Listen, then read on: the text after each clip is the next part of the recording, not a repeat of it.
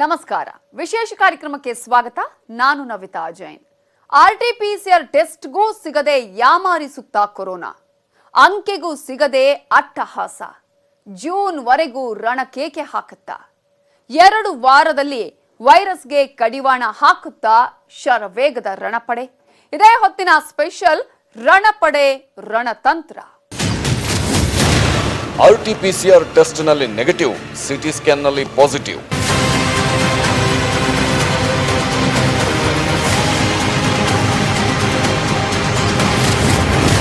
ಟೆಸ್ಟ್ಗೂ ಸಿಗದೆ ಯಾಮಾರಿಸುತ್ತಿದೆಯಾ ರೂಪಾಂತರಿ ವೈರಸ್?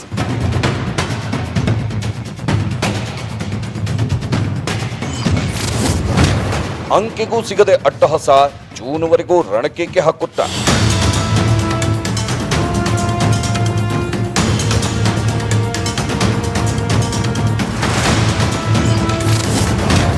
ಮನೆಯಲ್ಲೂ ಮಾಸ್ಕ್ ಧರಿಸಿ ಅಂದಿದ್ಯಾಕೆ ಕೇಂದ್ರ ಸರ್ಕಾರ?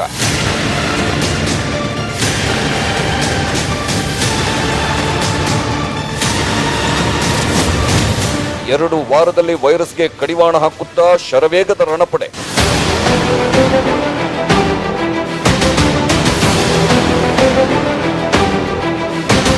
Corona corona corona. ಭಾರತದ ಯಾವ ಮೂಲೆಗೆ ಹೋದ್ರು, ಯಾವ ರಾಜ್ಯಕ್ಕೆ ಹೋದ್ರು ಈಗ ಬರೀ ಕೊರೋನಾದ್ದೇ ಸದ್ದು, ಕೊರೋನಾದ್ದೇ ಆತಂಕ, ಕೊರೋನಾದ್ದೇ ಆರ್ಭಟ. ಒಂದೊಂದೇ ರಾಜ್ಯಗಳನ್ನ ಜಿಲ್ಲೆಗಳನ್ನ ಆವರಿಸ್ತಾ ಇಡೀ ದೇಶವನ್ನೇ ಅಕ್ಷರಶಃ ನಡುಗಿಸಿ ಬಿಟ್ಟಿದೆ ಮಹಾಮಾರಿ ವೈರಸ್.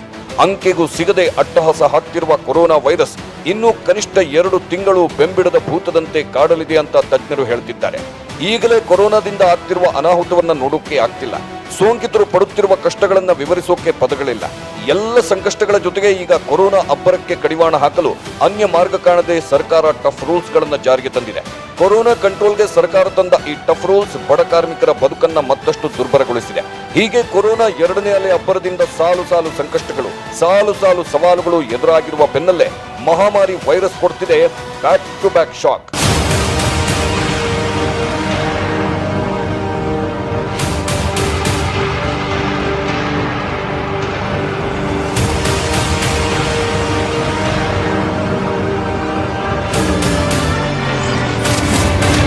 ಟೆಸ್ಟ್ ನಲ್ಲೂ ಪತ್ತೆ ಆಗ್ತಿಲ್ವಾ ರೂಪಾಂತರಿ ವೈರಸ್? ಆರ್ಟಿಪಿಸಿಆರ್ ಟೆಸ್ಟ್ ನಲ್ಲಿ ನೆಗೆಟಿವ್ ಬಂದ್ರೆ ನೆಗ್ಲೆಕ್ಟ್ ಬೇಡ. ಕೊರೋನಾ 2ನೇ ಅಲೆಯಲ್ಲಿ 10 ಹಲವು ರೂಪಾಂತರಿ ವೈರಸ್ಗಳು ಜಗತ್ತಿಗೆ ಕಂಟಕವಾಗಿವೆ. ಬ್ರಿಟನ್ ವೈರಸ್, ಆಫ್ರಿಕಾ ರೂಪಾಂತರಿ, ಹೀಗೆ ವಿದೇಶದ ಒಂದಷ್ಟು ರೂಪಾಂತರಿ ವೈರಸ್ಗಳು ಸಾಕಷ್ಟು ಅವಾಂತರ ಸೃಷ್ಟಿಸಿವೆ.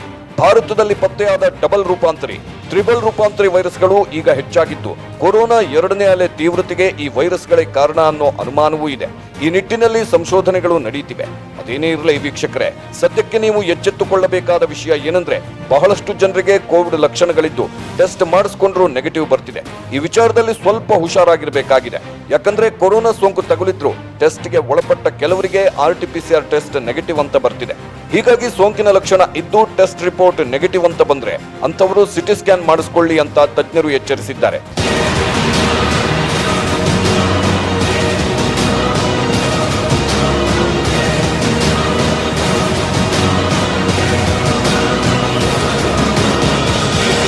ಕೊರೋನಾ ಸೋಂಕು ಸಾಮಾನ್ಯವಾಗಿ ಕೆಮ್ಮು, ಕಫ, ಶೀತದಂತಹ ಲಕ್ಷಣಗಳಿಂದ ಗೋಚರಿಸಲು ಆರಂಭವಾಗುತ್ತೆ. ಈ ಲಕ್ಷಣ ಕಂಡು ಬಂದ ತಕ್ಷಣ ಆರ್ಟಿಪಿಸಿಆರ್ ಟೆಸ್ಟ್ ಮಾಡಿಕೊಳ್ತಾರೆ. ಆದ್ರೆ ಹೀಗೆ ಟೆಸ್ಟ್ ಮಾಡಿದಾಗ ಕೆಲವರಿಗೆ ನೆಗೆಟಿವ್ ಬಂದಿರೋ ಅದೆಷ್ಟೋ ಉದಾಹರಣೆ ಇದೆ.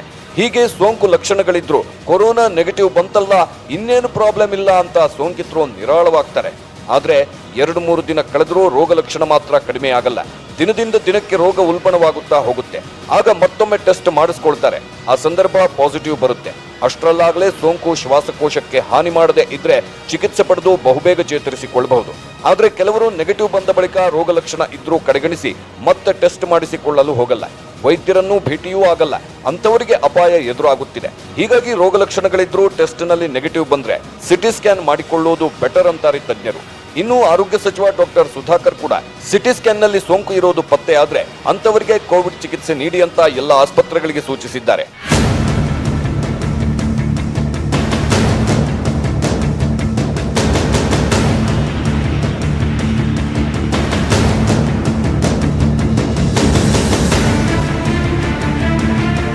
ಹೀಗೆ ಆರ್ಟಿಪಿಸಿಆರ್ ಟೆಸ್ಟ್ ನಲ್ಲಿ ಸೋಂಕು ಇದ್ರೂ ನೆಗೆಟಿವ್ ಬರುವುದಕ್ಕೆ ಕಾರಣ ರೂಪಾಂತರಿ ವೈರಸ್ ಅಂತ ಕೆಲ ತಜ್ಞರು ಹೇಳ್ತಾರೆ. ಹಾಗಂತ ನೆಗೆಟಿವ್ ಬಂದ ಎಲ್ಲರೂ ಬೆಚ್ಚಿ ಬಿದ್ದು ಸಿಟಿ ಸ್ಕ್ಯಾನ್ಗೆ ಓಡಾಡಬೇಕಾದ ಅವಶ್ಯಕತೆ ಇಲ್ಲ, ಆತಂಕ ಪಡಬೇಕಾದ ಅಗತ್ಯವೂ ಇಲ್ಲ.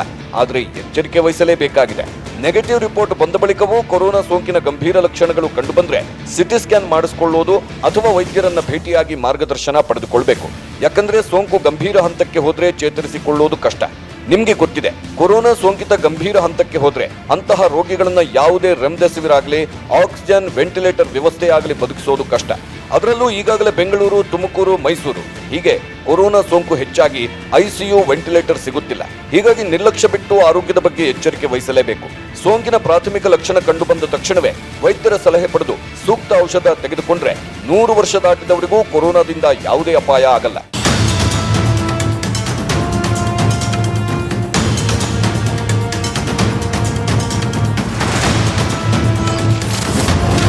ಜೂನ್ವರೆಗೆ ಮುಂದುವರಿಯುತ್ತಾ ತೀವ್ರತೆ, ಮೇ ಮಧ್ಯಭಾಗದಲ್ಲಿ ಉತ್ತುಂಗಕ್ಕೇರುತ್ತಾ ಸೋಂಕು. ಎರಡನೇ ಅಲೆಯಲ್ಲಿ ಕೊರೋನಾ ವೇಗವಾಗಿ ಹರಡುತ್ತಿದೆ. ಹೆಚ್ಚು ಗಂಭೀರ ಲಕ್ಷಣಗಳಿಗೂ ಕಾರಣವಾಗ್ತಿದೆ. ಹಿಂದೆಂದೂ ಎದುರಾಗದ ಸಾಲು ಸಾಲು ಸಮಸ್ಯೆಗಳು ಉದ್ಭವಿಸಿದೆ. ಇದಕ್ಕೆಲ್ಲ ಕಾರಣ ರೂಪಾಂತರಿ ವೈರಸ್. ಹೌದು, ರೂಪಾಂತರಗೊಂಡ ವೈರಸ್ ಹರಡುವಿಕೆಯ ವೇಗ ಹೆಚ್ಚಿದೆ. ಹೀಗಾಗಿ ಸೋಂಕು ನಿಯಂತ್ರಿಸೋದು ಕಷ್ಟವಾಗ್ತಿದೆ. ದಿನದಿಂದ ದಿನಕ್ಕೆ ಕೊರೋನಾ ಆರ್ಭಟ ಹೆಚ್ಚಾಗುವ ಸಾಧ್ಯತೆ ಇದ್ದು ಜೂನ್ ಮಧ್ಯಭಾಗದವರೆಗೂ ಸೋಂಕು ಹೀಗೆ ಏರಿಕೆಯಾಗಲಿದೆ ಅಂತ ತಜ್ಞರು ಎಚ್ಚರಿಕೆ ಕೊಟ್ಟಿದ್ದಾರೆ. ರಾಜ್ಯದಲ್ಲಿ ಸದ್ಯ ನಿತ್ಯದ ಸೋಂಕು 35,000 ದಾಟಿದೆ. ಬೆಂಗಳೂರಲ್ಲೇ 22,000 ದಾಟಿದೆ. ಮುಂದಿನ ದಿನಗಳಲ್ಲಿ ಬೆಂಗಳೂರಲ್ಲೇ ನಿತ್ಯ 35,000 ರಿಂದ 40,000 ಪ್ರಕರಣಗಳು ಪತ್ತೆಯಾಗಲಿದೆ ಅಂತ ಕೋವಿಡ್ ತಾಂತ್ರಿಕ ಸಲಹಾ ಸಮಿತಿ ಸದಸ್ಯ ಡಾಕ್ಟರ್ ಸಿಎನ್ ಮಂಜುನಾಥ್ ಎಚ್ಚರಿಕೆ ನೀಡಿದ್ದಾರೆ. ಹಾಗಾಗಿ ಇನ್ನೂ ಮುನ್ನೆಚ್ಚರಿಕೆ ವಹಿಸದೆ ಹೋದ್ರೆ ಪರಿಸ್ಥಿತಿ ಮತ್ತಷ್ಟು ಗಂಭೀರ ಹಂತಕ್ಕೆ ಹೋಗುವ ಸಾಧ್ಯತೆ ಇದೆ.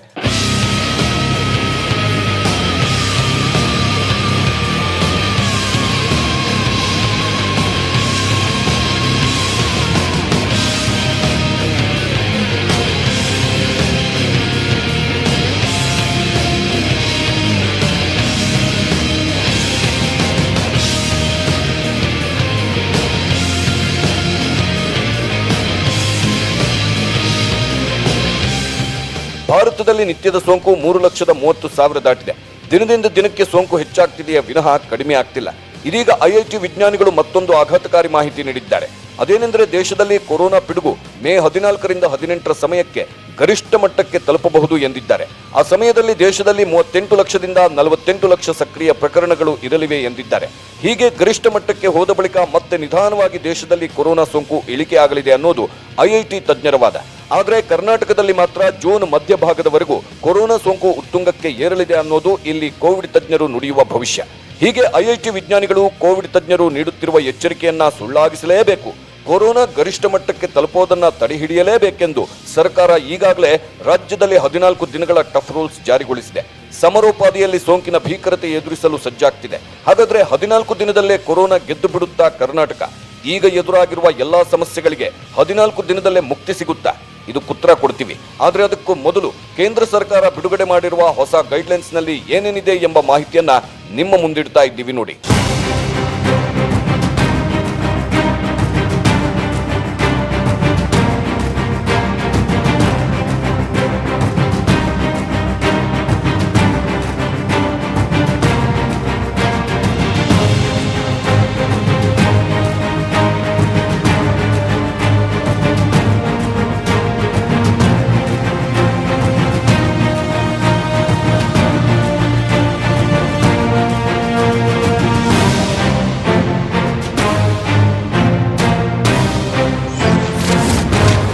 ಮನೆಯಲ್ಲಿದ್ರೂ ಮಾಸ್ಕ್ ಧರಿಸಿ ಅಂದಿದ್ಯಾಕೆ?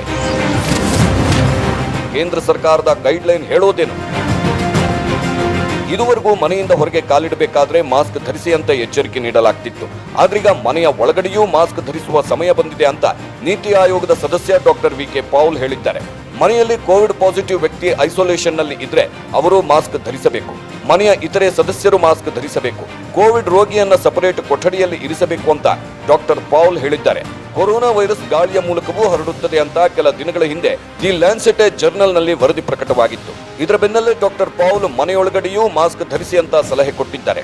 ಹಾಗಾಗಿ ವೀಕ್ಷಕರೇ, ಕೊರೋನಾ ಸೋಂಕಿದ್ರು ಮನೆಯಲ್ಲಿದ್ರೆ ಹೆಚ್ಚಿನ ಎಚ್ಚರಿಕೆ ವಹಿಸೋದು ಅಗತ್ಯವಾಗಿದೆ. ಹಾಗಂತ ಕೊಠಡಿಯಲ್ಲಿ ಕೂಡಿ ಹಾಕಿ ಗಾಳಿ ಬೆಳಕು ಆಡದಂತೆ ಮಾಡೋದು ಕೂಡ ಅಪಾಯವೇ. ಸೋಂಕಿತರು ಇರುವ ಕೊಠಡಿಯಲ್ಲಿ ಗಾಳಿ ಬೆಳಕು ಆಡುತ್ತಿರಬೇಕು, ಇಲ್ಲವಾದರೆ ಉಸಿರಾಟದ ಸಮಸ್ಯೆ ಎದುರಾಗುವ ಸಾಧ್ಯತೆಗಳಿರುತ್ತವೆ. ಒಂದು ವೇಳೆ ಮನೆಯಲ್ಲಿ ಪ್ರತ್ಯೇಕ ಕೊಠಡಿ ಇಲ್ಲದಿದ್ದಲ್ಲಿ ಕೋವಿಡ್ ಕೇರ್ ಸೆಂಟರ್ಗೆ ಹೋಗಿ ಅಲ್ಲಿಯೇ ಚಿಕಿತ್ಸೆ ಪಡೆದುಕೊಳ್ಳಬಹುದು.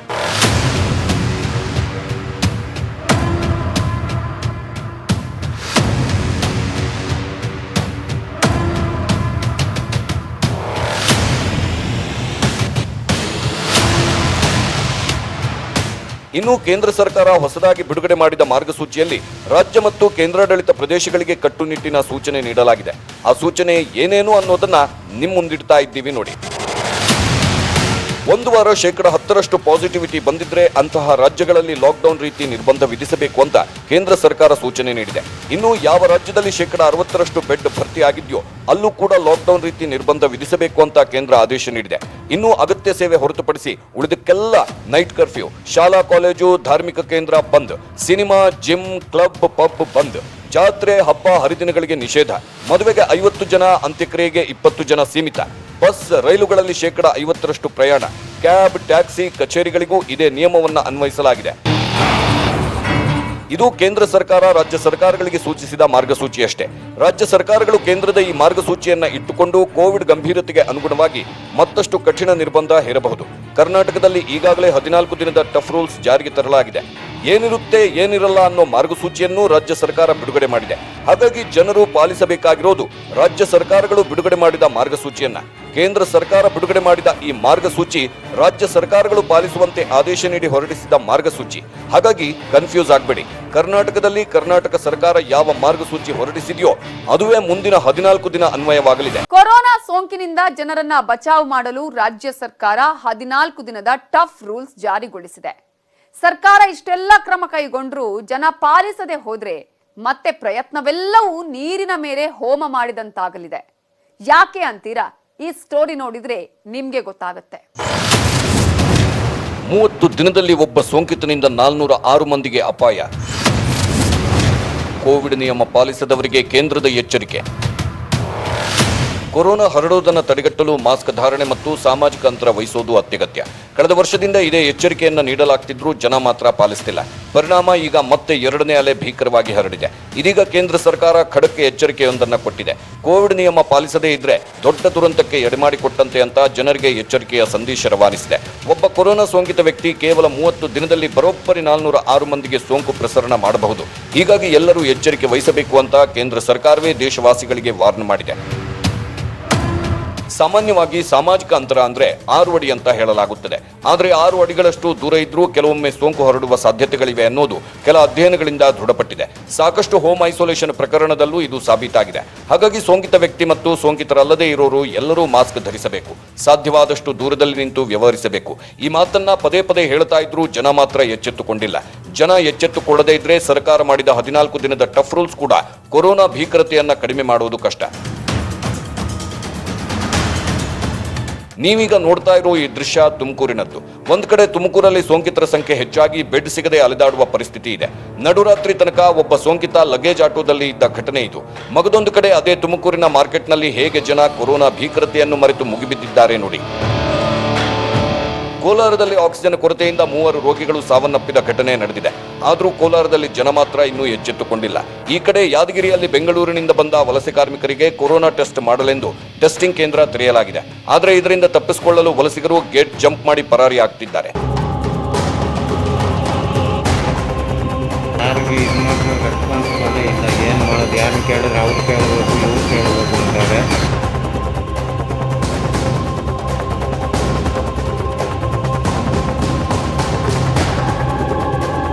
ಇದೇ ಯಾದಗಿರಿಯಲ್ಲಿ ಕಂಡುಬರುವ ಮತ್ತೊಂದು ದಾರುಣ ದೃಶ್ಯ ಇದು.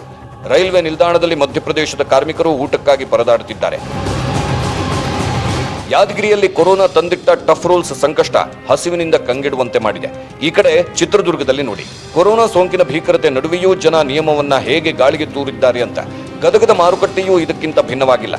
ಎಲ್ಲ ಬಿಡಿ, ನಿತ್ಯದ ಸೋಂಕು 22,000 ದಾಟಿ ಸೋಂಕಿತರು ಚಿಕಿತ್ಸೆಗಾಗಿ ಅಲೆದಾಡಿ ಬೆಡ್ ಸಿಗದೆ ಸಾಯುವಂತಹ ಘಟನೆ ನಡೀತಿರೋ ಬೆಂಗಳೂರಲ್ಲೇ ಜನ ಎಷ್ಟರ ಮಟ್ಟಿಗೆ ಎಚ್ಚೆತ್ತುಕೊಂಡಿದ್ದಾರೆ ಅನ್ನೋದಕ್ಕೆ KR ಮಾರ್ಕೆಟ್ನ ಈ ದೃಶ್ಯ ಸಾಕ್ಷಿ.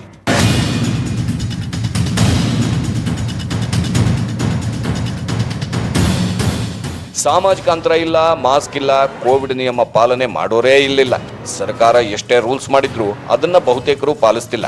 ರಾಜ್ಯದಲ್ಲಿ ಇಷ್ಟೆಲ್ಲ ಭೀಕರ ಪರಿಸ್ಥಿತಿ ಬಂದರೂ ಜನ ಎಚ್ಚೆತ್ತುಕೊಂಡಿಲ್ಲ. ಇವತ್ತು ಹೀಗೆ ಒಂದು ಕಡೆ ಜನ ಹಸಿವಿನಿಂದ ಕಂಗಾಲಾಗಬೇಕಾದ್ರೆ ಅದಕ್ಕೆ ಸರ್ಕಾರ ಹೊಣೆ ಅಂತ ಕೈ ತೋರಿಸುವ ಮೊದಲು ಪ್ರತಿಯೊಬ್ಬರೂ ತಾವೆಷ್ಟರ ಮಟ್ಟಿಗೆ ಕೋವಿಡ್ ನಿಯಮ ಪಾಲಿಸಿದ್ದೀವಿ ಅನ್ನೋದನ್ನ ಯೋಚಿಸುವ ಅಗತ್ಯವಿದೆ. ಪ್ರತಿಯೊಬ್ಬರೂ ಕೊರೋನಾ ಮುನ್ನೆಚ್ಚರಿಕೆಯನ್ನ ಕಡ್ಡಾಯವಾಗಿ ಪಾಲಿಸಿದ್ದಿದ್ರೆ ಈಗ ಸರ್ಕಾರ ಸೋಂಕು ತಡೆಗೆ ಜನರ ಜೀವ ಉಳಿಸೋದಕ್ಕೆ ಅನಿವಾರ್ಯವಾಗಿ 14 ದಿನದ ಟಫ್ ರೂಲ್ಸ್ ಜಾರಿಗೆ ತರುವ ಅವಶ್ಯಕತೆಯೇ ಇರುತ್ತಿರಲಿಲ್ಲ. ದುರಂತ ಏನಂದ್ರೆ ಇಷ್ಟೆಲ್ಲ ಸಂಕಷ್ಟ, ಸೋಂಕಿತರ ನರಳಾಟ, ಶವ ಸಂಸ್ಕಾರಕ್ಕೂ ದಿನಗಟ್ಟಲೆ ಕ್ಯೂ, ಇವೆಲ್ಲವನ್ನ ನೋಡಿಯೂ ಜನ ಎಚ್ಚೆತ್ತುಕೊಂಡಿಲ್ಲ ಅನ್ನೋದೇ ವಿಪರ್ಯಾಸ.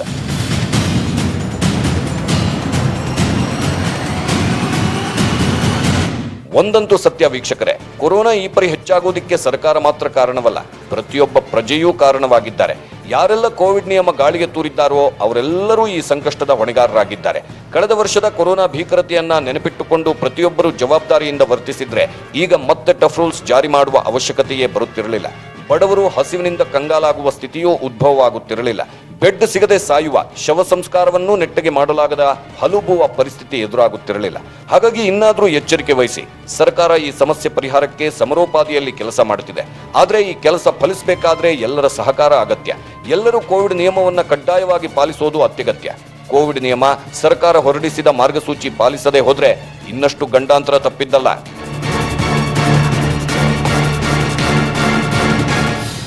2 ವಾರದ ಟಫ್ ರೂಲ್ಸ್ ಅನ್ನ ಜನ ಕಟ್ಟುನಿಟ್ಟಾಗಿ ಪಾಲಿಸಬೇಕು. ಒಂದು ವೇಳೆ ಪಾಲಿಸಿದ್ರೆ ಮುಂದೆ ಎದುರಾಗಲಿರುವ ಅಪಾಯ ತಪ್ಪತ್ತೆ. ಹಾಗಾಗಿ ಎಲ್ಲರೂ ಕೋವಿಡ್ ನಿಯಮ, ಸರ್ಕಾರದ ಮಾರ್ಗಸೂಚಿಯನ್ನ ಪಾಲಿಸಲೇಬೇಕಾಗಿದೆ ಅಂತ ಹೇಳ್ತಾ ಈ ಕಾರ್ಯಕ್ರಮವನ್ನ ಮುಗಿಸ್ತಾ ಇದ್ದೀವಿ. ನೋಡ್ತಾ ಇರಿ ನ್ಯೂಸ್ 18 ಕನ್ನಡ. ಜಾಲ ನಮ್ಮದು, ಬಲ ನಿಮ್ಮದು.